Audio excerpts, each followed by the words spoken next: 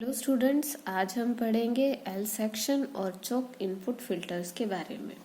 सबसे पहले एक क्विक रिकैप ले लेते हैं कि फिल्टर्स क्या होते हैं। फिल्टर्स, सबसे पहले रेक्टिफायर की बात करें कि रेक्टिफायर की आउटपुट जब हमें मिलती है तो it is the combination of DC plus some unwanted AC, और इन अनवांटेड एसी कंपोनेंट्स को हटाने के लिए किस चीज़ का यूज़ किया जाता है? फिल्टर्स का। यहाँ पर हम क्या बात कर रहे हैं? फिल्टर्स की, और ये फिल्टर्स हैं एल यानी कि inductor, and symbol of these is this. और क्या है? ये किसी भी सर्किट के सीरीज में कनेक्ट है।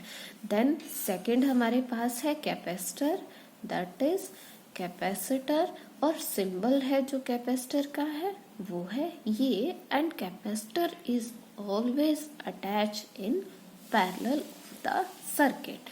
अब हम बात करें कि क्या है हमारा एल सेक्शन और चोक इनपुट सर्किट। उसके लिए देखिए, हमारे पास एक सर्किट डायग्राम है। इस सर्किट डायग्राम में हम ड्रॉ कर लेते हैं सबसे पहले रेक्टिफायर। ये हम दोनों रेक्टिफायर्स में यूज कर सकते हैं। फिल्टर्स के बारे में बात कर रहे हैं कि ये फुल वेव और हाफ वेव दोनों में यूज हो सकता है, पर यहाँ पर हम फुल वेव रेक्टिफायर्स की बात कर रहे हैं। फुल वेव रेक्टिफायर है तो क्या है, हमें एल सेक्शन यानी कि चोक इनपुट फिल्टर के बारे में बताया है। यानी कि हमारे पास एल यानी इंडक्टर और कैपेसिटर दोनों ही अटैच होंगे। इंडक्टर जो कि हमारा किस में, सीरीज में कनेक्ट है, एंड कैपेसिटर क्या होगा, पैरेलल में कनेक्ट होगा। और किसके अक्रॉस होगा? ये होगा लोड रेजिस्टेंस आरएल के अक्रॉस। ये इस तरह से, and then we find the output pulsation.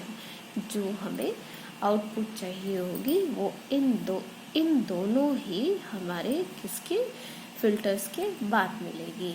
अब जैसा हमें पता है, अब हम इनको मान लेते हैं terminal 1, 2, 3 and 4, that is the junction. Capacitor की हम क्या कर देते हैं? अर्थिंग। अब क्या कहता है कि जैसे ही हमारे पास टर्मिनल 1 पर हमें क्या मिली, output of rectifier which is the combination of DC plus A. So जैसे ही इंड्यूस करंट हमारा एल की तरफ जाएगा तो एल की क्या प्रॉपर्टी है? एल क्या करता है? अलाउ डीसी टू पास। वो डीसी को तो पास करता है पर एसी को पास नहीं होने देता। तो यहाँ पर क्या होगा, हमें डीसी पास हो जाएगी एल से, पर क्या है कि कुछ ना कुछ एसी कंपोनेंट फिर भी यहाँ पर ऐड रह जाते हैं, नॉट कंप्लीट बट कुछ एक तो रह ही जाते हैं। देन क्या है कि यही इंड्यूस करंट हमारा फिर से डिवाइड हो जाता है। और कैपेसिटर क्या कहता है? कैपेसिटर क्या करता है? Allow to pass AC. वो अपने अंदर से एसी को पास होने देता है, बट क्या करता है? But block DC. तो क्या होगा, डीसी कंपोनेंट यहाँ पर अलाउ नहीं कर रहा, तो डीसी कंपोनेंट तो आरएल लोड रेजिस्टेंस की तरफ चले गए, पर यहाँ पर क्या आ गए हमारे एसी कंपोनेंट, और ये एसी कंपोनेंट कैपेसिटर से पास होकर अर्थिंग या फिर ग्राउंडिंग की तरफ चले जाएंगे। तो देन हमें क्या मिलेगी? जो आउटपुट मिलेगी वो आउटपुट हमारी क्या होगी? It is in the form of DC. अब अगर देखा जाए तो इसमें एक बात और है कि जो एल है, एल क्या करता है?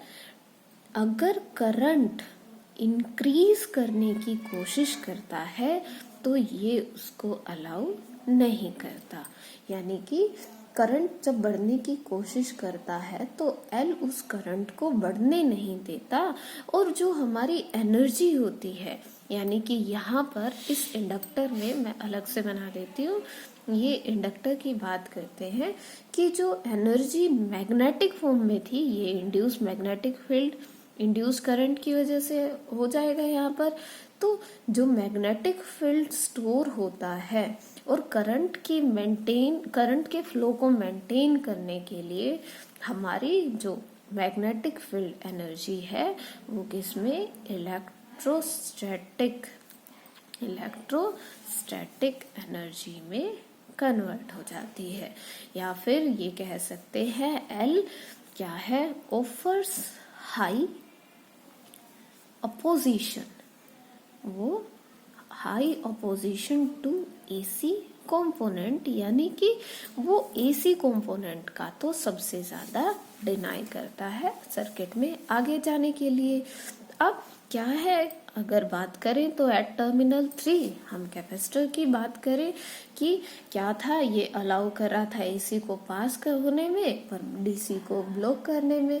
तो यहाँ पर जो एक्स सी होगा यानी कि रिएक्टेंस होगी, रिएक्टेंस ऑफ कैपेसिटर, वो क्या होगी हमारे पास लो होगी। या फिर ये क्या होगा, बाईपास करेगा एसी को, एसी कंपोनेंट्स को। एंड अब अगर हम इसके एक ग्राफ को देखें तो सबसे पहले क्या है, ये हम फुल वेव रेक्टिफायर के लिए आउटपुट ग्राफ देखें तो दैट इज द पल्सेटिंग, कि हमें आउटपुट मिल रही है जिसमें क्या है, combination of AC plus DC plus AC. And जैसे ही हमने क्या किया, इसमें एल और सी को ऐड किया तो अब हमें जो आउटपुट मिलेगी वो एक वेरिइंग फॉर्म में मिलेगी, मतलब कि उसकी आउटपुट होगी कुछ इस तरह की। ये तो क्या थी, ये थी विदाउट फिल्टर एंड ये क्या होगी, विद फिल्टर। भले ही इसकी क्या हो, हम कह सकते हैं कि इसकी फ्रीक्वेंसी या फिर जो हमें वोल्टेज मिलेगी वो क्या है, लो है। एक बात और है कि जब हम अकेले एल की बात करते हैं तो एल क्या है, हमें देगा लो रिपल्स। ये हमारे पास क्या है, ये रिपल्स ही हैं ये दोनों। ये लो रिपल किस पर, जब हमारे पास होगा लाइट लोड। और जब हम कैपेसिटर की बात कर रहे थे तो कैपेसिटर भी हमें क्या दे रहा है, लो रिपल्स, यानी कि ये जो आउटपुट थी ये भी लो रिपल्स दे रहा था।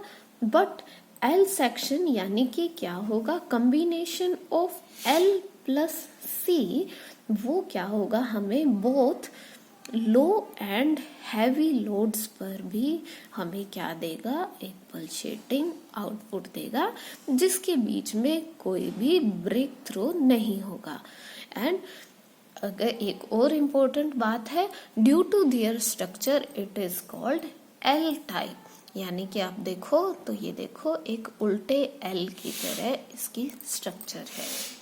तो आप एल टाइप सर्किट को पढ़िए। एंड रही बात मैथमेटिकल की तो डेरिवेशन फिलहाल हमारे सिलेबस में नहीं है, आई थिंक अगर हुआ तो हम बाद में डिस्कस करेंगे। Thank you.